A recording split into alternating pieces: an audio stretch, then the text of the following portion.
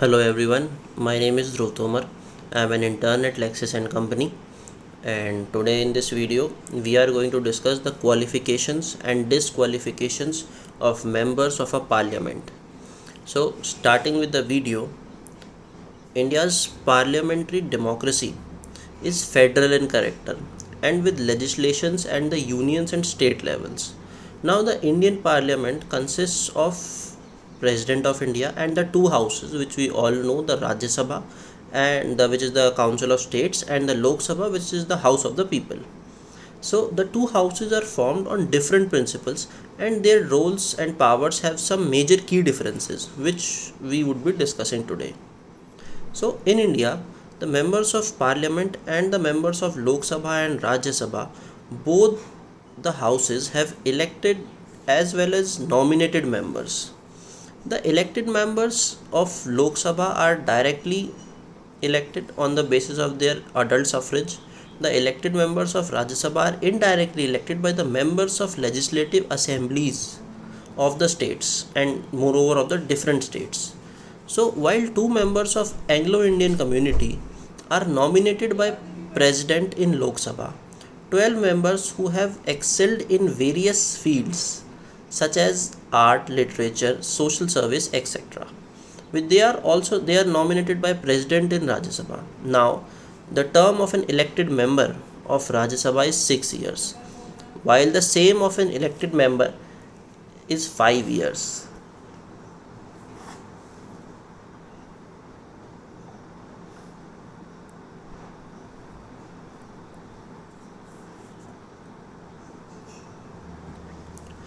The Rajya Sabha is a roundabout of the way chosen of houses. Individuals from Rajya Sabha address different states and union territories. The constitution puts a furthest restrictions of 238 such individuals. Just two union territories, which is Delhi and Puducherry, have delegates in this house. The distribution of seats through various states and union territories is determined as the constitution. Now altogether these seats amount to 233 as of now. Now way of choosing individuals can also be different. They can also be adaptable by votes. So individuals are also chosen through adaptable votes, and by chosen individuals from the particular states or congregations, they have a term of 6 years.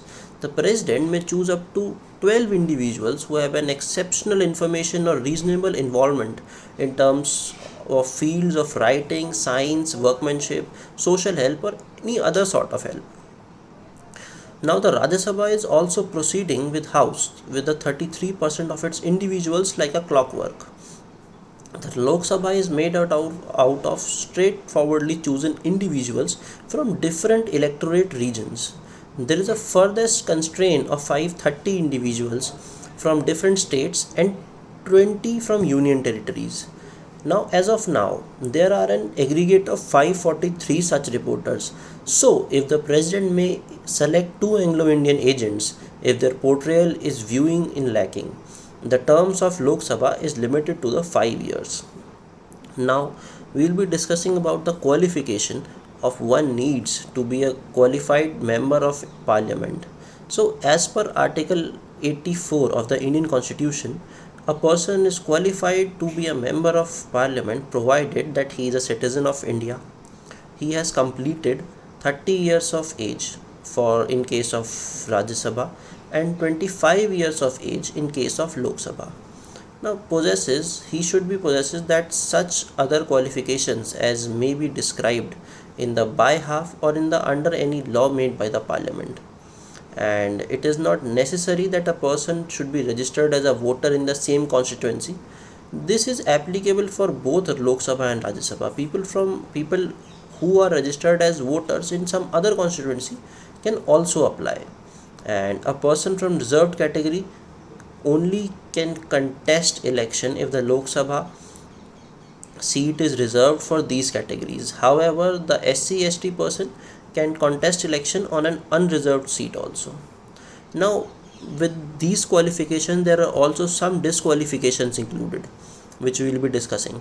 So the Constitution of India has provided in under Article 102 of the Indian Constitution that a member of parliament will be disqualified for his membership if he holds any office or profit under the union or state government except that of a minister of any other state or office exempted by a parliament. He is of unsound mind or stand to declared by a court. He is undischarged, insolvent, or he is ceased to be a citizen of India, or he is disqualified under any other law by parliament. And the last condition which leads that above the parliament to include other conditions for disqualification is representation of people's act, which was instituted in 1951, and which says that he must not have found guilty for certain election offences or some of the corrupt practices. Now there are other points related to this also, which says that he must not have been convicted for any other offence or the which results in imprisonment for 2 or more years. However, detention under preventive detention law is not considered under disqualification.